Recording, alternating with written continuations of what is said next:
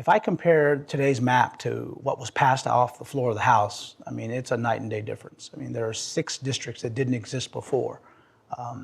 The discovery in this case really showed a very ugly side of redistricting. I mean, there were emails that were produced, and the case was very, very clear. I mean, the object of the game was to draw a district that had the illusion of minority dominance, but these map drawers knew very specifically, the areas of town where people didn't vote.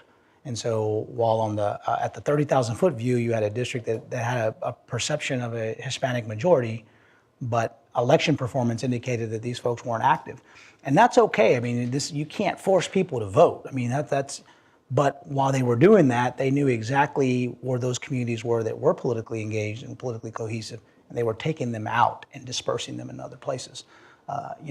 That's not what redistricting ought to be about. I mean, I think whoever's in charge, obviously that's the way it's always been. You preserve your political power. I have no problem with that. The minute you do it on the backs of the minority community, then I have a big problem with that. And we've demonstrated what we're willing to do. And frankly, even if it meant moving the Texas primary a couple of times, that's how important of an issue it was and still is for Malk.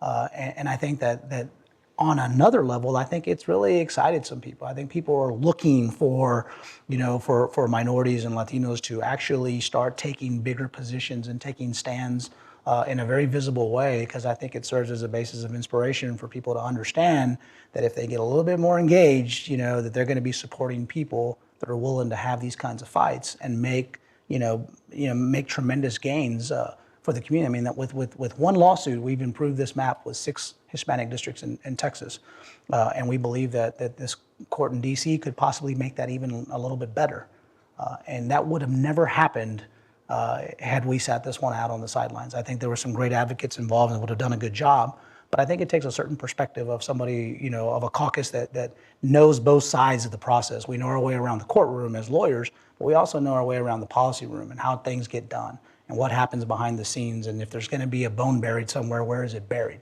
I think that our caucus really was able to uncover, lots of things that otherwise might have been glossed over or overlooked because it was insignificant to the outside world. The process seems to inevitably generate tensions even among coalition partners. And there was, some coverage of that publicly and, some degree of talk about the negotiations with the Attorney General, who was in, who was out at various stages, the outcome. I mean, and I think that to some degree that seems unavoidable. How durable is that? I mean, how accurate was that? Maybe that wasn't very accurate, but it does seem that there was some tension among different Latino organizations at different points, perhaps some tension among African American and Latino organizations. Well, I because this is an educational program, I mean, I think it's important to get into. I know there are people who would love to write about this. I mean, so I'll be very, very careful. I mean, the issue is very real. I think that from a demographic perspective, you see minorities growing by leaps and bounds. Frankly, from a socioeconomic perspective, they all tend to reside in certain areas, certain concentrations of major cities. And when you have this, cohesion among minority groups, to stand together and support each other's candidates in the general elections, I think primaries become, very, very, very, very competitive. And so, we saw, instances where people in certain parts of the state would say, hey, we're concerned about there being too many Hispanics in this part of the state because that's a threat to our existing, status quo. And but again, I mean, this is something that you can't, you cannot fix. I mean, this is the reality of a state that's changing by the day, particularly with respect to Latino growth. Now, on the outside, about people being critical of others who negotiated with the Attorney General or trying to cut deals, it was pretty clear, at least from my viewpoint, that if a minority group that wasn't sort of considered to be a team player, if you will, on other issues, if they engaged in negotiation with the Attorney General, that was a personal foul. You couldn't do that. That was cutting a deal with the enemy. But if other minority groups were doing it, it was sort of almost it was almost not necessarily, I won't say blessed, but it was it was encouraged. It was okay. And so I'm very I like to take up for groups like MALDEF, because they seem to catch a lot of criticism for presenting a plan with the Attorney General. And what I learned in 1 year of redistricting, in 1 year I learned 40 years of redistricting history. And I was told about time after time that certain party leaders in both parties decided the outcome, and it didn't matter what the minority community thought. The only difference today is that those making those decisions happen to be minorities, and they're making decisions that's in the best interest of their constituency. And there were certain people that didn't like that. They're not used to being in that role. They're used to calling the shots, not being on the receiving end. And so I had a very candid conversation with Nancy Pelosi when she was in San Antonio. She asked me that question. And a member of Congress who was in the room criticized MALDEF. And I said, nobody in this room should say one thing negative about MALDEF, because decisions were being made on their backs decade after decade and nobody cared. Now MALDEF's in a position to actually have an impact. And all of a sudden that's cause for concern. Well, that's you reap what you sow. I mean, and frankly, I think they made a good call.